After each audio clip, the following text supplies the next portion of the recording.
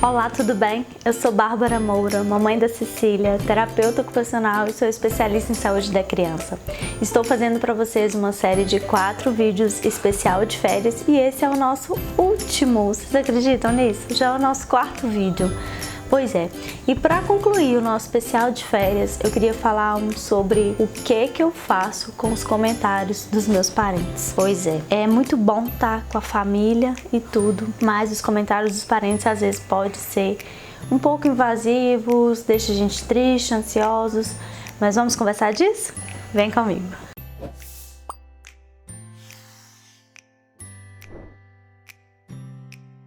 Comentário de parente.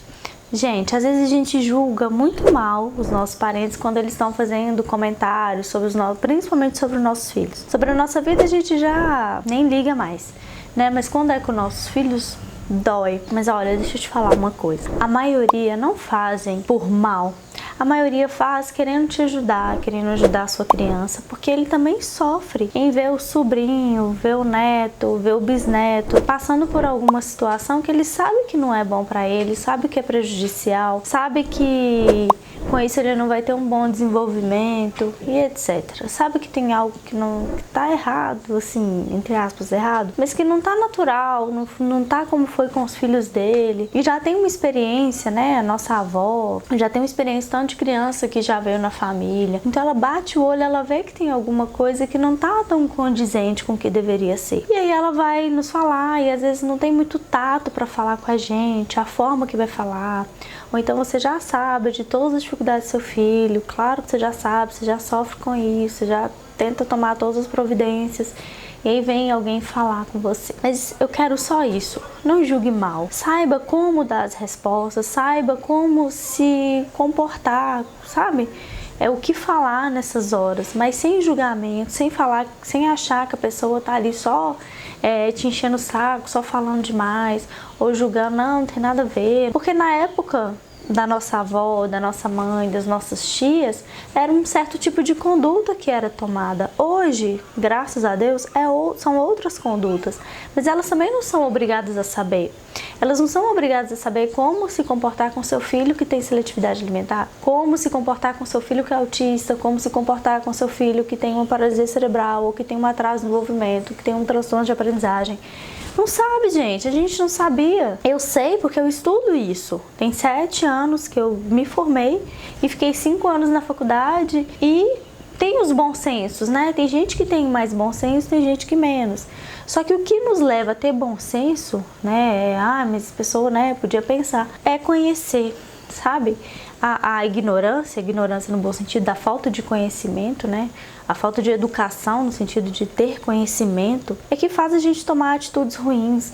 Esses dias mesmo teve um rapaz aí, acho que participava daquele A Fazenda lá da Record, e aí achei muito bacana, né? Porque ele ficava comentando o tempo todo, parece lá que, não sei o que, tá igual autista, que fica sozinho, uns comentários assim bem infelizes, mas que depois ele se colocou na frente das câmeras, nas redes sociais dele e pediu desculpa e falou assim, gente, eu não sabia. Eu acho que é isso que a gente tem que ter na nossa cabeça. Peraí, meu parente não sabe, ele não é obrigado a saber que hoje a gente não fica dando recompensa e punindo a criança porque ela não comeu. Ele não sabe que uma criança autista às vezes está em crise e não é birra, tá?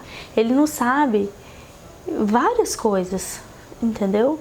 E cabe nós, que estamos esclarecidos, porque essa condição chegou até nós, esclarecer eles também. É assim que a informação chega, sabe? É dando informação que a gente vai ter o retorno das pessoas em relação aos nossos filhos. E eu sei, gente, o quanto é sofrido cada um que fala da dificuldade das nossas crianças.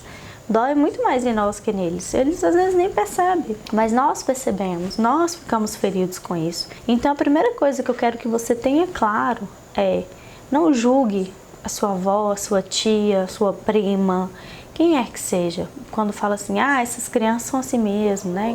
Tem pais que às vezes ficam chateados com essas falas. Mas isso é porque a pessoa não tem conhecimento e nós somos uma porta de entrada para que ela tenha, né? Que ela venha a ter esse tipo de conhecimento. Então eu espero assim, do mesmo jeito que vocês não querem que eles julguem a sua atitude em relação ao seu filho, que não julgue seu filho, você também não julgue o seu parente, porque ele tá falando isso. Todo conselho que ele tá te dando é querendo o seu bem. É querendo que você fique bem, que a sua criança fique bem.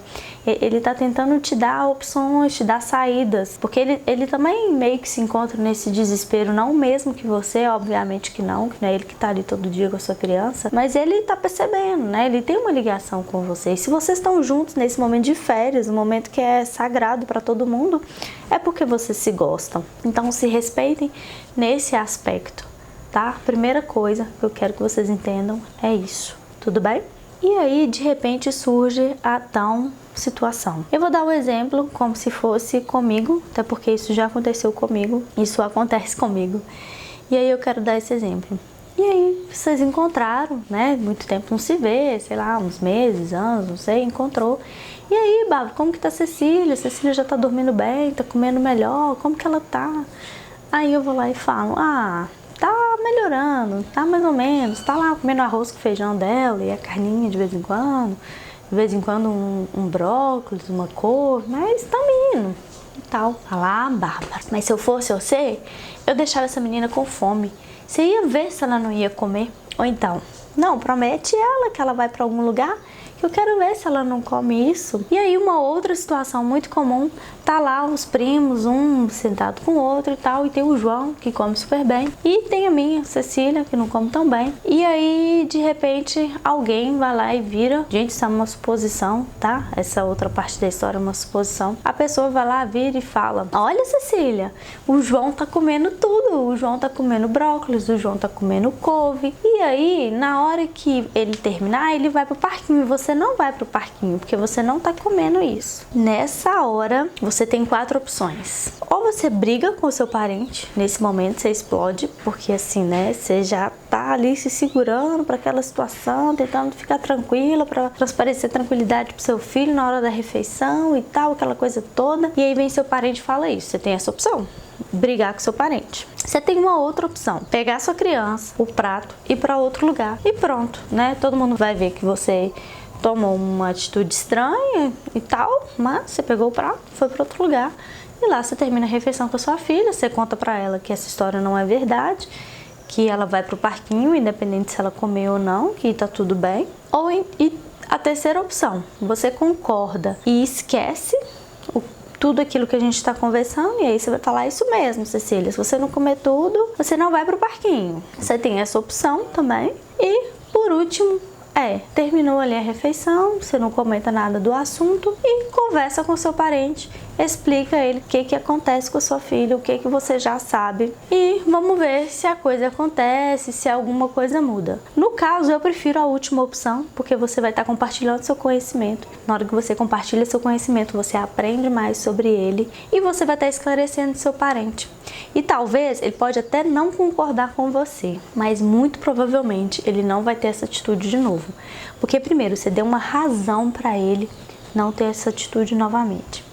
Segundo, ele vai ficar no mínimo sem graça, né? Que ele vai ver que você não concorda com ele, não é possível. E aí a gente vai lembrar daquele bom senso que talvez ele tenha e não vai fazer isso de novo. Ou se ele fizer para te provocar, acho que novamente rola uma conversa. E se você perceber que ele continua fazendo isso ainda, você, na hora do almoço, você vai sentar em outro lugar que essa pessoa não esteja. Ah, Bárbara, tá. Eu vou orientar, mas o que eu vou falar com o fulano? Você vai chamar ele, se quiser anotar isso aí que eu vou te falar, você anota. Oi, fulano, tudo bem? Tal. É o seguinte, vou dar o nome da minha filha, tá, gente? A Cecília, ela tem uma seletividade alimentar. Não são todos os alimentos que ela aceita, vocês já perceberam isso. Pois é, mas isso é uma condição que é difícil para ela. É difícil para ela comer novos alimentos, é sofrido para ela. E eu percebi o tanto que isso era sofrido para mim também. Porque a minha ansiedade de fazer ela comer, acabava que ela também ficava ansiosa para comer e não comia nada. Então, pelo que eu tenho estudado, assistido na internet e tal, as punições e recompensas, elas até adiantam em um curto período de tempo. Depois elas não adiantam mais e aí a criança fica até pior, dependendo. Então a gente tem que melhorar a relação dela com o alimento. E para isso acontecer, essa história de punição, de não ir no parquinho, de ir para não sei onde se comer, não vai funcionar para ela, não vai melhorar a relação dela com o alimento. Pelo contrário, ela vai achar aquilo pior ainda. Então, agora nessas férias, eu vou precisar muito da ajuda de vocês, dos primos dela, pra gente melhorar essa relação que ela tem com a comida e perder o medo que ela tem do alimento. Então, eu preciso muito de vocês agora. E é isso que a gente precisa, a gente tem que mudar essa relação que ela tem com a comida.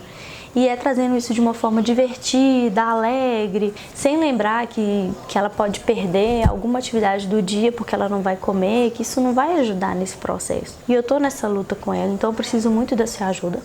Gente, fala algo parecido com isso, com um textão, né? Mas sei lá, se conseguir anotar a ideia, pegar a ideia do que eu tô falando e levar, gente, tem certeza que uma dessas coisas vai acontecer. Ou seu parente muda, ou ele vai ficar sem graça de ficar falando isso na sua frente, ou se ele ficar realmente falando e enchendo seu saco, sai de perto na hora que for dar comida pra sua filha, pro seu filho, entendeu? Ó, relaxa.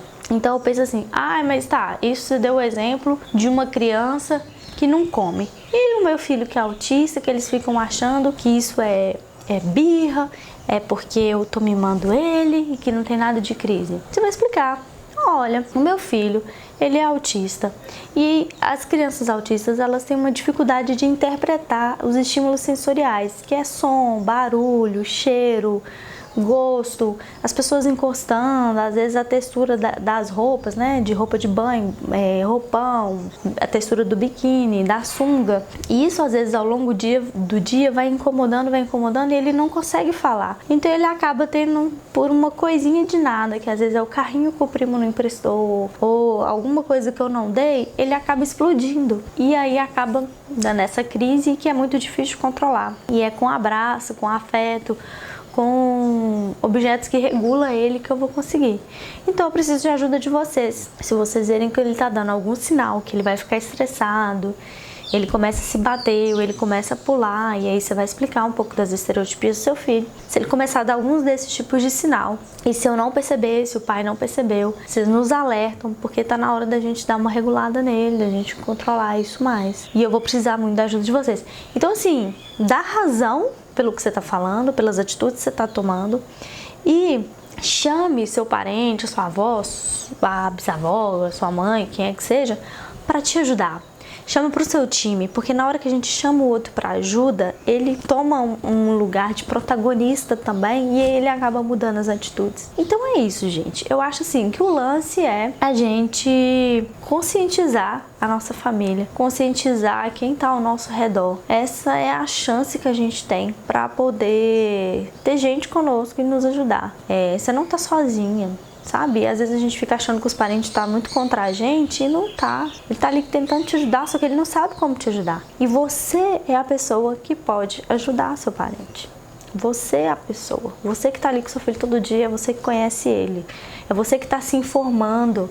É você que tem algo que mexe para você buscar informação, não é no seu parente. Então cabe a você orientá-los e chamar eles para o seu time para poder ajudar no cuidado com seu filho, até para você poder descansar um pouco, sabe? Relaxar, tô de férias. Deixa o cuidado um pouco pro outro também. E na hora que a gente conscientiza, isso passa a ser possível. Gente, é isso. Finalizando o nosso especial de férias. Espero muito ter ajudado vocês. Compartilhei assim um pouco, né, do que eu venho buscando aí. Mas é isso. Bom final de férias para vocês. Se ainda tem mais uns dias, aproveite bastante. Lembra, a gente falou de muita coisa legal. Falei de planejamento de férias, brincadeiras, alimentação. E hoje foi esses conflitos e esse contato com os nossos parentes. Espero muito ter ajudado vocês. E se eu ajudei, se alguma coisa mudou e transformou aí, aperte um joinha pra mim, comente, se inscreva no meu canal, ative o sininho, salve. E se você quer saber mais um pouco, me acompanhar mais aí nas redes sociais, se quiser me seguir lá no Instagram, @barbaramoura.to. Facinho, gente, @barbaramoura.to. Lá vai ter mais o meu dia a dia, outras dicas, outros vídeos, tá bom? Muito obrigada. Um beijo grande pra vocês.